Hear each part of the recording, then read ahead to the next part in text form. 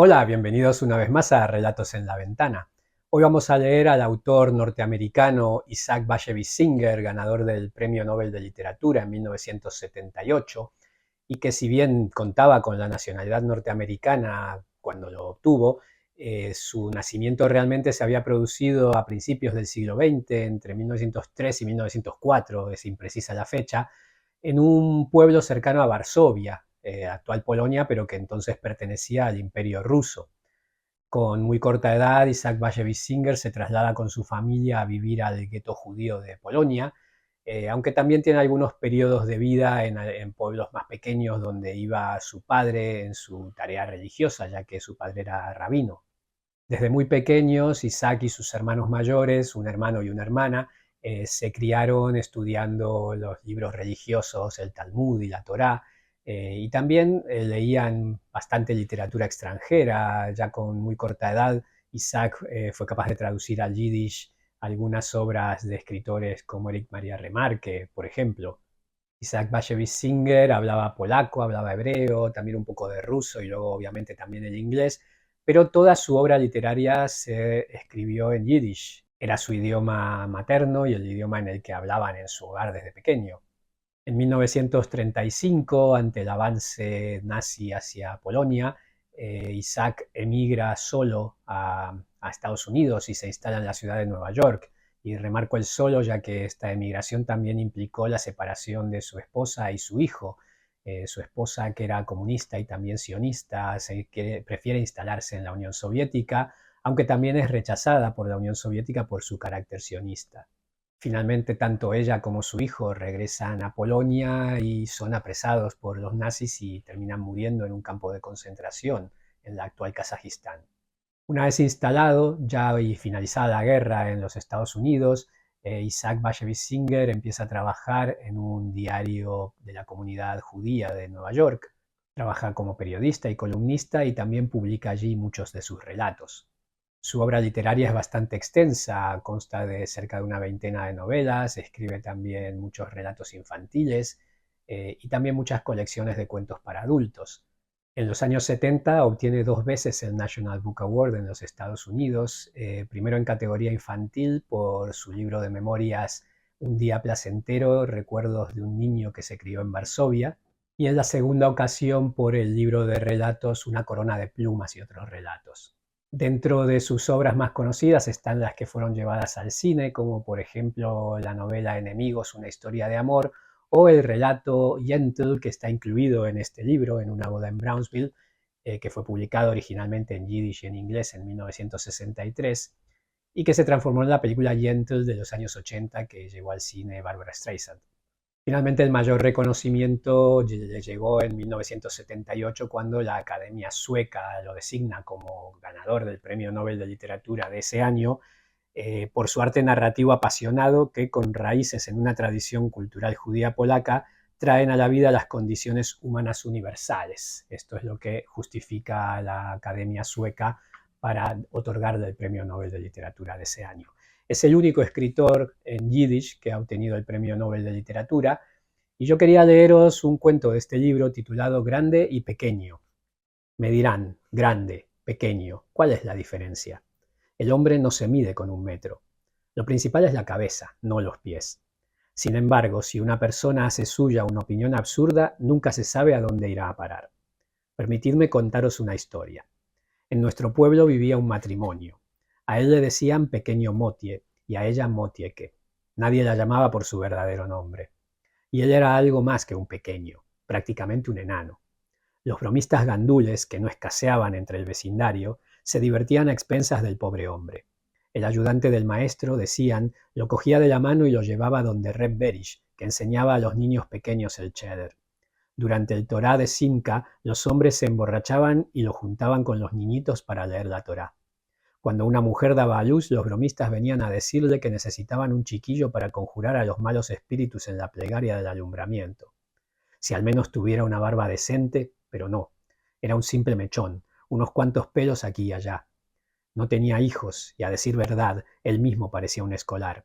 Motie, que su mujer tampoco era una belleza, pero sí una mujerona. Sea como fuere, ambos vivían juntos, y Motie logró amasar cierta fortuna. Era comerciante en granos y poseía un almacén. Nuestro terrateniente local le cogió cariño, pese a que también se burlaba de su estatura de vez en cuando. Pero al fin y al cabo era una manera de ganarse la vida. Pues ¿de qué sirve ser grande si el bolsillo tiene un agujero aún mayor? Pero lo peor de todo es que Motieke, que sus culpas le sean perdonadas, se pasaba el tiempo incordiándolo. Nene, haz esto. Nene, haz aquello. Siempre le encomendaba tareas en lugares que él no podía alcanzar. Pon un clavo en la pared a esta altura. Baja el perol de cobre de la repisa. Lo ridiculizaba también ante personas extrañas, de modo que sus historias se convertían luego en la comidilla de todo el pueblo. Un día llegó a decirle, pueden imaginar palabras semejantes en boca de una judía honesta, que necesitaba un escabel para meterse en la cama con ella. Ya se imaginarán lo que murmuraría la gente. Si alguien preguntaba por él cuando no estaba, Motieke sugería, eche una mirada bajo la mesa. Había un maestro mal hablado que contaba cómo en cierta ocasión se le extravió la regla y al buscarla alrededor con la mirada advirtió que Motie la estaba usando como bastón. En aquellos años la gente disponía de tiempo y lo mataba con toda suerte de habladurías. El mismo Motie recogía estas bromas pesadas con una sonrisa, aunque en el fondo le dolieran. Después de todo, ¿por qué era tan divertido ser pequeño? ¿Acaso un hombre vale más a los ojos de Dios por tener piernas más largas? Todo esto, no lo olviden, eran solo chismorreos de comadres. La gente piadosa evita la maledicencia. Nuestro Motie no era un erudito, solo un hombre común y corriente. Le gustaba escuchar las parábolas de los predicadores invitados en la sinagoga. Los sábados por la mañana cantaba salmos con el resto de la comunidad. También era aficionado a algún que otro vaso de whisky. A veces venía a nuestra casa. Mi padre, que en paz descanse, solía comprarle avena. Lo oíamos rascar el pestillo como un gato que pide ser admitido. Nosotras, las chicas, éramos pequeñas entonces y lo saludábamos con estruendosas carcajadas.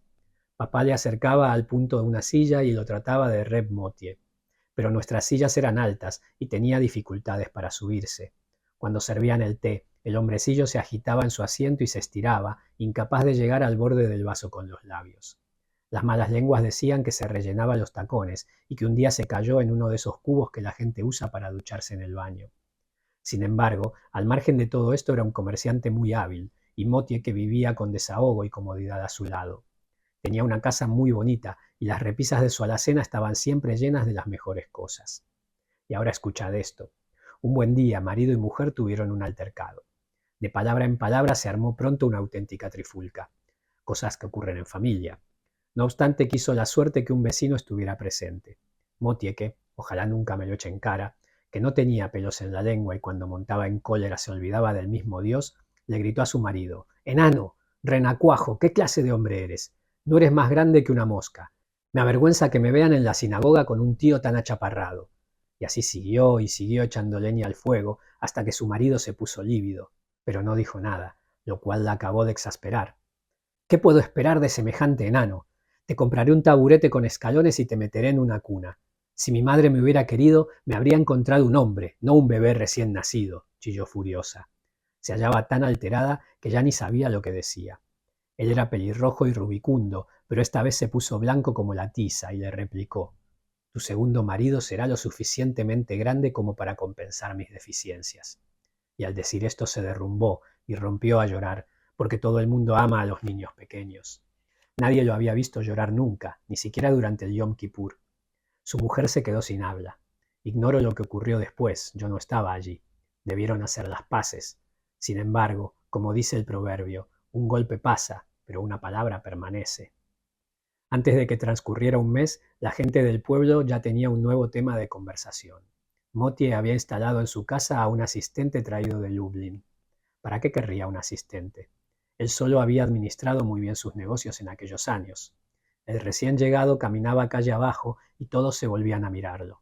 Era un hombrón gigantesco, negro como el azabache, con unos ojos y una barba también negros. Los otros mercaderes preguntaban a Motie, ¿para qué necesitas asistente? Y él les respondía, el negocio ha crecido, a Dios gracias, y no puedo llevar toda la carga yo solo. Bien, pensaban, él sabrá lo que hace. Pero en un pueblo chico todos ven lo que se cuece en la olla del vecino. El hombre de Lublin, cuyo nombre era Mendel, no parecía tener mucha pasta de comerciante. Se pasaba la vida holgazaneando en el patio, papando moscas y revolviendo los ojos de un lado para el otro.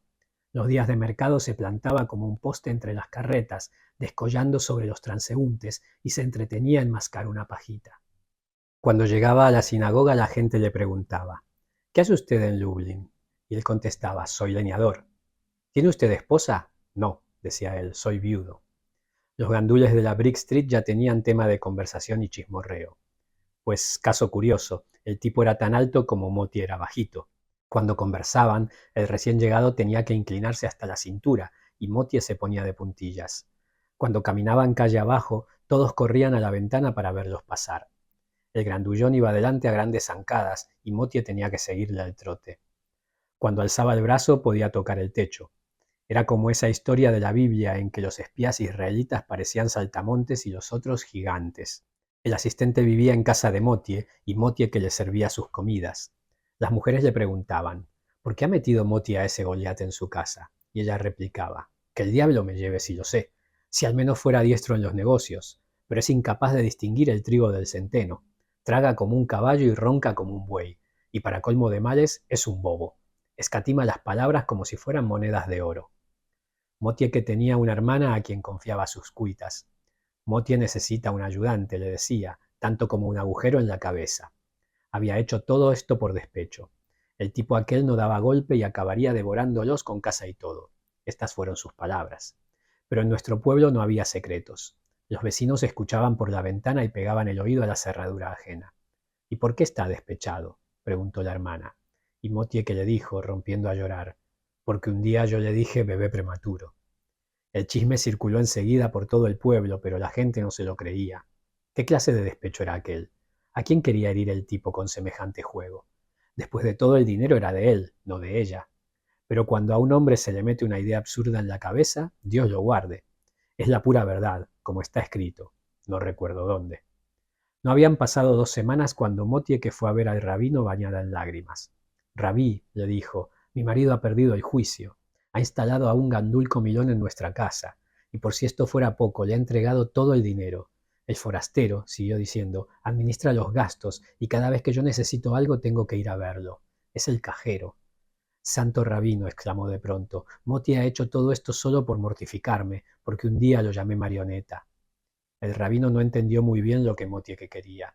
Era un hombre santo, pero totalmente inútil en asuntos mundanos. Y le dijo: no puedo interferir en los negocios de tu esposo. Pero Rebe, exclamó ella, esto nos llevará a la ruina. El rabino mandó a llamar a Motie, pero el tipo insistió: ya he cargado bastantes sacos de grano en mi vida. Bien puedo darme el lujo de contratar a un ayudante. Por último, el rabino los despidió a ambos con una orden: id en paz. ¿Qué otra cosa podía decirles? Poco después el pequeño Motie cayó enfermo repentinamente. Nadie sabía lo que le aquejaba, pero empezó a perder color. Pese a ser ya pequeño, se encogió aún más. Iba a la sinagoga a rezar y permanecía inmóvil en un rincón, como una sombra. El día del mercado no se paró en medio de los carretones. Su mujer le preguntó: ¿qué te pasa, esposo mío? Y él replicó: nada, absolutamente nada. Ella mandó a llamar al curandero, pero ¿qué sabe un curandero? Le recetó unas hierbas que no dieron ningún resultado. A mediodía Motie solía ir a su cama y acostarse. Motie que le preguntaba: ¿qué te duele? Y él contestaba: nada.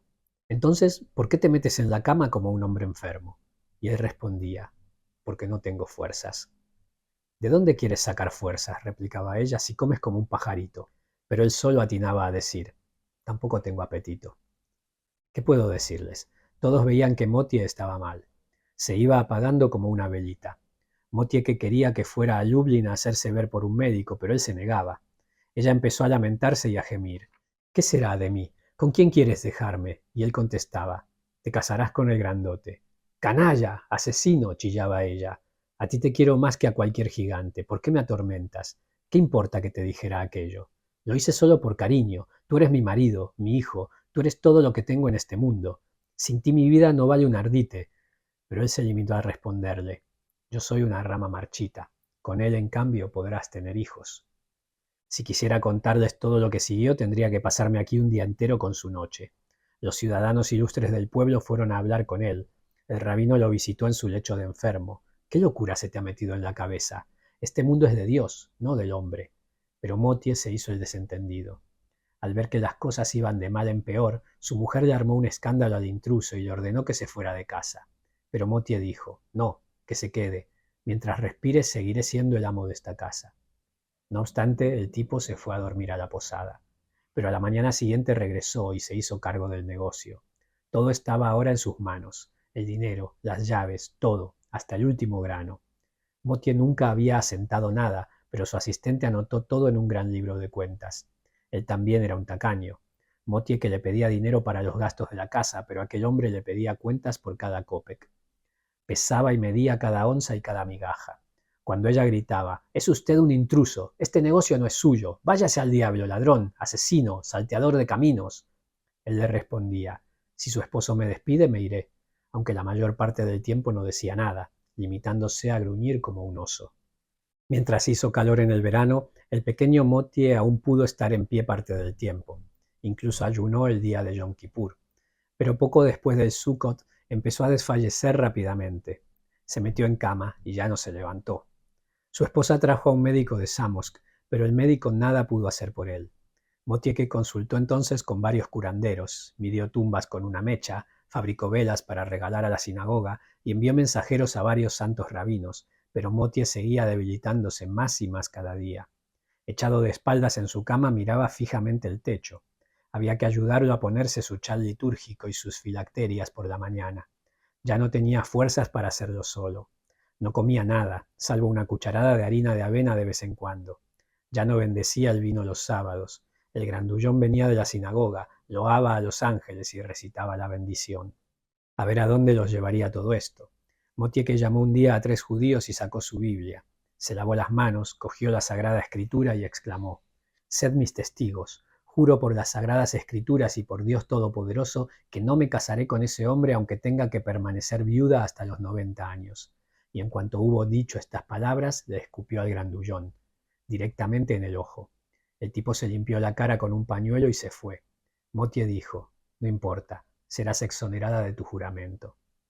Una semana más tarde, Motie entraba en agonía, falleciendo poco después. Fue depositado en el suelo con velas junto a su cabeza y los pies mirando hacia la puerta. Motieke se pellizcó las mejillas y exclamó, «¡Asesino! ¡Te has quitado la vida! No tienes derecho a que te entierren según el santo ritual judío. Debieran enterrarte fuera del cementerio». No estaba muy en sus cabales. El tipazo aquel desapareció y no se dejó ver por un tiempo.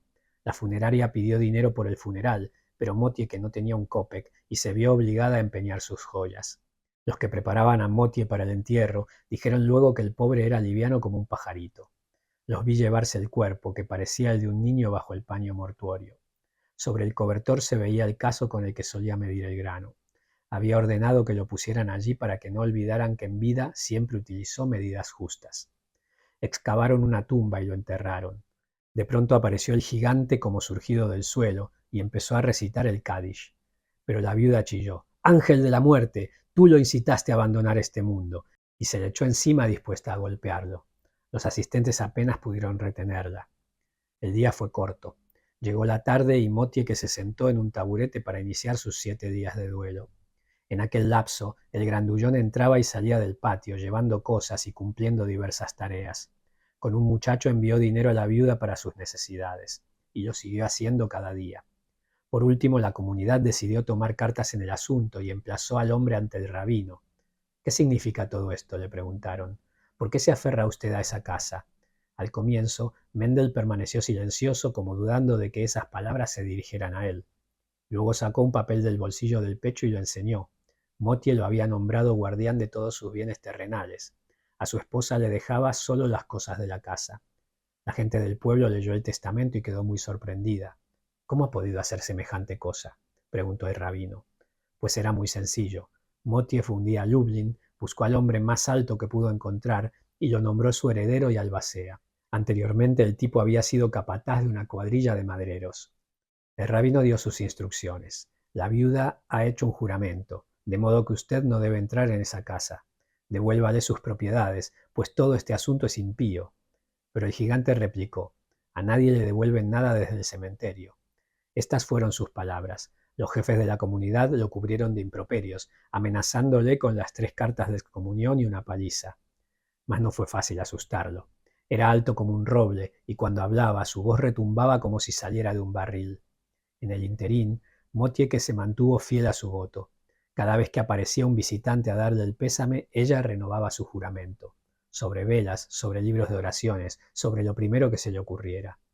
Aquel sábado, un grupo de hombres se presentó en la casa para rezar. Ella se precipitó hacia las sagradas escrituras y juró por ellas. No haría lo que Motie dispuso, les chilló. El tipo no se saldría con la suya. Pues bien, queridos amigos, finalmente se casó con Mendel. No recuerdo cuánto tardó, si 6 meses o 9. En todo caso, menos de un año. El grandullón lo tenía todo y ella nada. Un día depuso su orgullo y fue a ver al rabino. Santo Rebe, ¿qué puedo hacer? Motio lo dispuso así. Y ahora puebla mis sueños, me pellizca y me grita al oído que acabará estrangulándome. Luego se remangó la blusa, justamente en el despacho del rabino, y le mostró un brazo lleno de cardenales negros y azules.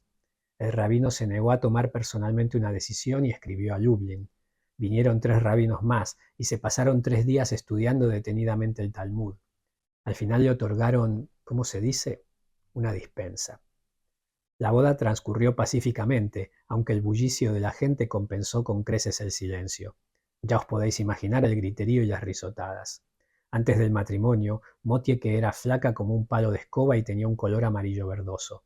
Más poco después de sus bodas comenzó a florecer como una rosa. Ya no era joven, pero quedó encinta. El pueblo entero estaba emocionadísimo. Así como había llamado a su primer marido el bajito, Motieke le puso al segundo el altazo. Altazo para arriba y altazo para abajo. No se le escapaba ni una de sus miradas. Y acabó totalmente loca por él. Al cabo de 9 meses dio a luz un niño. La criatura era tan grande que los dolores del parto le duraron 3 días. La gente pensó que se moría, pero ella resistió. Medio pueblo asistió a la circuncisión. Unos cuantos fueron por distraerse, otros a reírse. Era una buena ocasión. Al comienzo todo parecía ir a pedir de boca. Después de todo no es poca cosa tener un hijo a edad avanzada. Sin embargo, así como Moti había tenido suerte en todas sus empresas, Mendel no la tuvo. El terrateniente le cogió antipatía. Los otros comerciantes lo esquivaban. El almacén fue invadido por ratones como gatos que devoraban el grano. Todos convinieron en que se trataba de un castigo del cielo, y al poco tiempo Mendel estaba liquidado como comerciante. Volvió entonces a su oficio de capataz en los bosques. Y ahora escuchad. Un día trepó a un árbol y golpeó la corteza con su mano. El árbol se vino abajo, exactamente encima de él. Ni siquiera soplaba una brisa. El sol brillaba. El tipo no tuvo tiempo ni de gritar. Motieke aguantó un tiempo más, pero parecía haber perdido el juicio. No hacía otra cosa que murmurar indefinidamente, bajo, alto, bajo, alto. Cada día se precipitaba al cementerio a llorar sobre ambas tumbas, yendo sin cesar de una a otra. Cuando murió, yo ya no estaba en el pueblo. Me había ido a vivir con los padres de mi esposo. Tal como les decía, despecho. No debiéramos burlarnos de la gente. Lo pequeño es pequeño y lo grande grande. Este mundo no es nuestro. No lo hemos hecho nosotros. Pero que un hombre haga algo tan antinatural, ¿cuándo se ha visto cosa semejante? Sin duda debía tener el diablo en el cuerpo. La simple idea me produce escalofríos. Este es el relato grande y pequeño de Isaac Bashevis Singer. Espero que os haya gustado.